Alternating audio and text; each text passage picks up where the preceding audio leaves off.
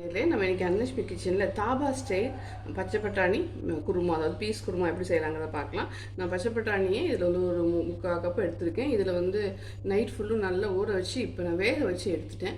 இப்போ நம்ம என்னென்ன அரைக்கலாம் அப்படிங்கிறத பார்க்கலாம்.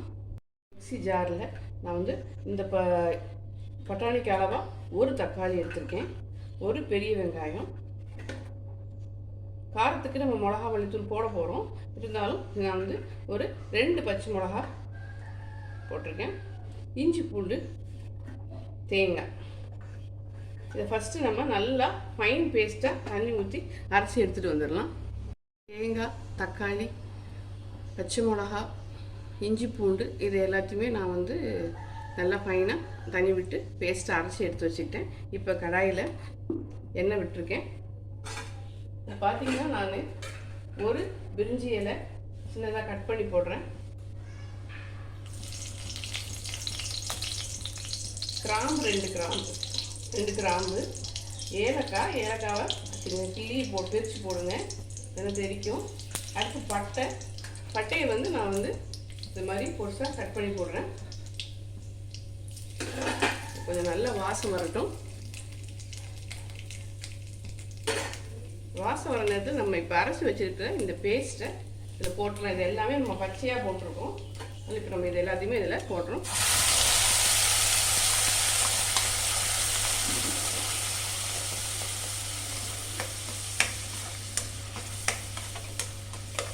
நீங்கள் தண்ணி விட்டு நல்லா நம்ம அரைச்சி கழுவி இதில் போட்டுக்கலாம். அந்த மிக்சியில் உள்ள தண்ணியை கழுவி இதில் போட்டிருக்கேன். இப்போ நம்ம இந்த டிஷ்ஷுக்கு தேவையான மஞ்சத்தூள், அடுத்து சோம்பு, பெருஞ்சீரகம்,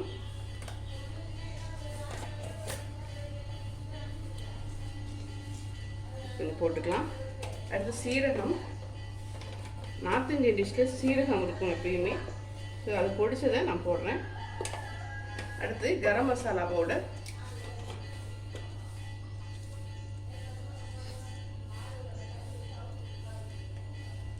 அடுத்து இந்த டிஷ்ஷுக்கு தேவையான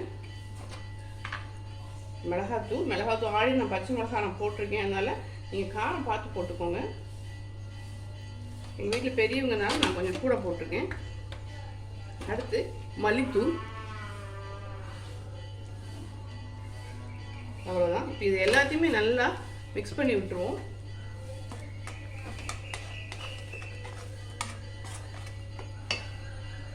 நல்லா கருவேப்பிலையை போட்டுடலாம்.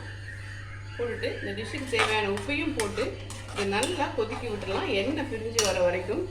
அப்போ தான் அது நல்லா குக்காக இருக்கும். ஸோ உப்பு போட்டுடலாம். சப்பாத்திக்கு தான் இன்றைக்கி தொட்டுக்கு போடுறோம், அதனால் அளவாக பார்த்து போட்டுக்கோங்க. அவ்வளோதான். நல்லா மூடி வச்சு நம்ம குக் பண்ணி எடுத்துடலாம். இன் மீன் டைம் நான் ஒரு 5-6 முந்திரி பருப்பு வச்சுருக்கேன். இதை ஃபைன் பேஸ்ட்டாக அரைச்சி எடுத்துகிட்டு வந்துடுறேன். ஓப்பன் பண்ணி பார்க்கலாம். இங்கே பாருங்கள், மேலே எப்படி எண்ணெய் கட்டிட்டு வந்துட்டு பாருங்கள்.